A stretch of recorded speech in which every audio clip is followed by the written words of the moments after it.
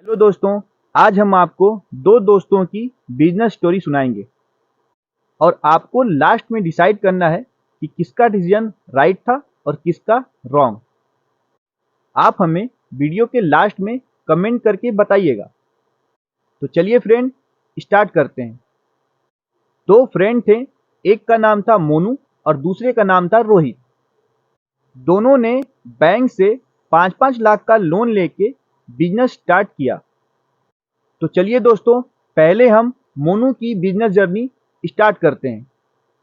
Loan approved होने के बाद मोनू ने जनरल स्टोर का बिजनेस स्टार्ट किया। जनरल स्टोर का बिजनेस एक कॉमन बिजनेस है। छोटे मार्केट में अधिकतर लोग इस बिजनेस को करते हैं। मोनू ने भी ये बिजनेस स्टार्ट कर लिया था, लेकिन बिजनेस स्टार्ट करने के 6 महीने में ही मोनू को ये समझ में आ चुका था कि उसने बहुत ही कम प्रॉफिट का बिजनेस चुना है। मोनू का बिजनेस तो ठीक चल रहा था, लेकिन उसे प्रॉफिट समझ में नहीं आ रहा था। नॉर्मली जनरल स्टोर के बिजनेस में प्रॉफिट मार्जिन 10 से 15% तक का ही होता है और उसी 10 से 15% के प्रॉफिट में मोनू को अपने घर का खर्च, लोन की ईएमआई और शॉप का रेंट भी देना पड़ता था। इतने कम प्रॉफिट में इतना खर्च मेंटेन करना मुश्किल था। इन सभी कारणों की वजह से वो अपने बिजनेस को एक्सपेंड नहीं कर पा रहा था और इसी प्रकार समय बीतता जा रहा था। महीने बीते, साल बीते और वो यूं ही रह गया, एक लूजर बन के। अब रोहित की बिजनेस जर्नी स्टार्ट करते हैं। रोहित जूते और चप्पल का बिजनेस स्टार्ट किया था। बिजनेस स्टार्ट करने के 2 से 4 मंथ में ही रोहित को ये समझ में आ चुका था कि उसने बहुत ही अच्छा और बहुत ही प्रॉफिटेबल बिजनेस चुना है, क्योंकि रोहित को अपने बिजनेस में 35 से 40% तक का प्रॉफिट होता था।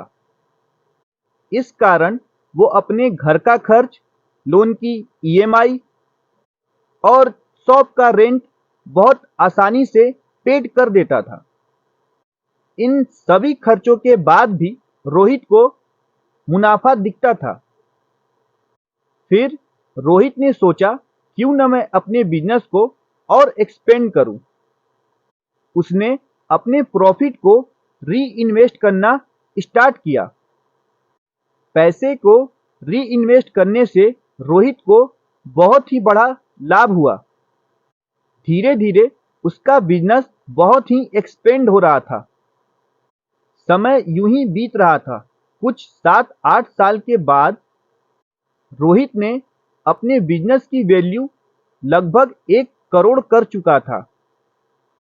दोस्तों, मोरल ऑफ द स्टोरी ये है कि आप क्या चुनते हैं, क्योंकि अभी के टाइम में अगर आप 30 से 40% तक का प्रॉफिटेबल बिजनेस चुनते हैं, तभी आप सक्सेस हो सकते हैं और आपके सक्सेस होने के चांसेस ज़्यादा है।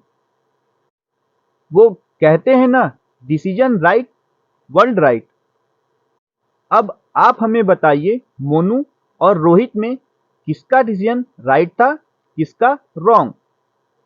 आप हमें कमेंट कर सकते हैं और आप हमारे चैनल को सब्सक्राइब कर दीजिएगा, ताकि हम लोग आपके लिए ऐसे ही नए नए बिजनेस स्टोरी लाते रहें।